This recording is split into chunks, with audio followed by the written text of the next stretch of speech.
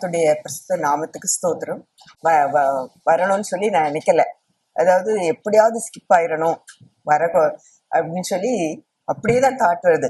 ப்ரோக்ராம்க்கு வந்து நீ அட்டன் பண்ணணும் அப்படின்னு சொல்லி சொன்னாங்க. எனக்கு ரொம்ப கஷ்டமா இருந்துச்சு. எப்படியாவது விட்டுருவாங்களா நம்மள அப்படின்னா, உன்னை குறித்து ஆண்டவர் சொல்லிக்கிட்டே இருக்கிறாரு, எனக்கு ஞாபகப்படுத்திட்டே இருக்கிறாரு. அதனால நீ கண்டிப்பா வந்தே ஆகணும் அப்படின்னு சொல்லி. ஸோ இந்த காரியங்களெல்லாம் பார்க்கும்போது நம்ம எவ்வளோ வீக்காக இருந்திருக்கிறோம் நிறைய விஷயத்துல. இங்கே உள்ள டிசிப்ளின், அங்கே டைமுக்கு எல்லாம் எப்படி செய்கிறாங்க, சிஸ்டர்ஸ், மதர் ஏஞ்சலிகா சிஸ்டர், இவங்க எல்லாம் எவ்வளவு டிசிப்ளினா, எவ்வளவு ப்ரீ பிளான்டா இங்கே பேசினவங்க, ஸ்பெஷலாக அங்கே டீச்சிங் பண்ணவங்க ரொம்ப இதாக இருந்துச்சு. அதாவது நாங்கள் இந்த ஒர்ஷிப்லேருந்து நிறைய கற்றுக்கொண்டேன். அதை எப்படி நம்ம இது பண்ணணும், ஒர்ஷிப் பண்ணணும் அப்படிங்கிறத, தேங்க்ஸ் கிவிங் பண்ணுறது, அப்புறம் நம்மளை துதிக்கிறது, அதுக்கப்புறம் சரண்டர் பண்ணுறது, அப்புறம் ஒர்ஷிப் பண்ணுறது, இந்த காரியங்கள்.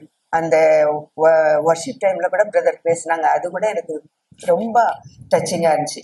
நம்ம கலப்பையில் கை வைத்து பின்னிட்டு திரும்ப பார்க்கக்கூடாது. அந்த காரியங்கள் நிறைய எக்ஸாம்பிள் சொன்னாங்க. நிறைய தேவ ஊழியர்கள் எப்படி விழுந்துட்டாங்க அப்படிங்கிறதெல்லாம் சொன்னாங்க. ஸோ இப்படி ஒவ்வொரு ஃபர்கிவ்னஸ், ரெக்கன்சிலேஷன், இந்த காரியங்கள், அப்புறம் சாபங்கள், விசேஷமாக முன்னோர்களின் சாபங்கள், அது வந்து நான் எங்க வீட்டுல இருக்குதுங்கிறத நான் ஃபீல் பண்ணேன். அதனால எனக்கு ரொம்ப கஷ்டமா இருந்துச்சு. இதுல இருந்து எப்படி நம்ம விடுதலை பெறது அப்படின்னு சொல்லி. ஆனா அந்த டீச்சிங் மூலமா பாவங்கள், சாபங்கள் எல்லாவற்றையும் கட்டவிழ்க தான் இயேசுசாமி வந்தாங்க இந்த உலகத்துல. அதாவது பிசாசின் தந்திர பொல்லாதவன் வந்து நம்மளை வஞ்சிக்கிறதுக்கு தான் இதா இருக்கிறான். ஆனா அதுல இருந்து அதை நம்ம கேன்சல் பண்றதுக்கு ஏசப்பா எல்லா அதிகாரம் கொடுத்துருக்குறாங்கிற காரியத்தை நான் கற்றுக்கொண்டேன். அது போல ஒவ்வொரு யுகங்கள், அப்புறம் நிம்ரோத்தின் அந்த காரியங்கள் எல்லாம் பார்க்கும்போது இதெல்லாம் ஒரு புது சத்தியம். ஒருவேளை சபைகள்ல இந்த சத்தியங்கள் ஒண்ணுமே இல்லை, இங்க சொன்ன டீச்சிங் ஒண்ணுமே சபையில இல்லை.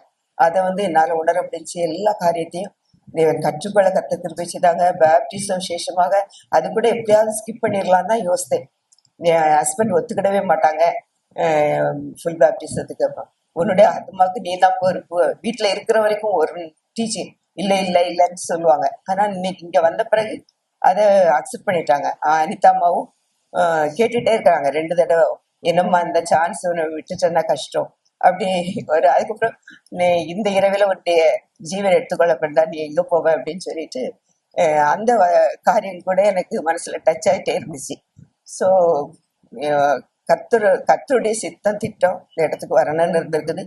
அதற்காக ஆண்டவருக்கு நன்றி செலுத்துறேன். இங்க வந்தும் கூட என்னால இருக்கவே முடியல. நைட்டு தூக்கமே கிடையாது 4-5 நாளா. இந்த இது ஞானஸ்நானம் எடுக்கணும், எப்படியாவது தடை பண்ணணும். சாத்தா வந்து ரொம்ப போராடினான். நான் சொன்னேன், பாரு எப்படி இருந்தாலும் ஆண்டோடைய சித்தம் தான் நிறைவேறும் அப்படின்னு சொல்லிட்டு, பலகினையில் இருந்தாலும் தூக்கம் இல்லாம இருந்தாலும் நான் டேட்டை ஃபுல்லா அங்கே இருக்கணும். இடையில எனக்கு தூக்கம் வரும். என்ன பண்ணனே தெரியல. நேற்று எதிர்த்து அந்த பேப்டிஸ்ட் எடுத்தப்பறம் எனக்கு ஒரு 40% எனக்கு நான் ஃபீல் பண்ணேன், என்னுடைய சுகத்தை ஃபீல் பண்ணேன்.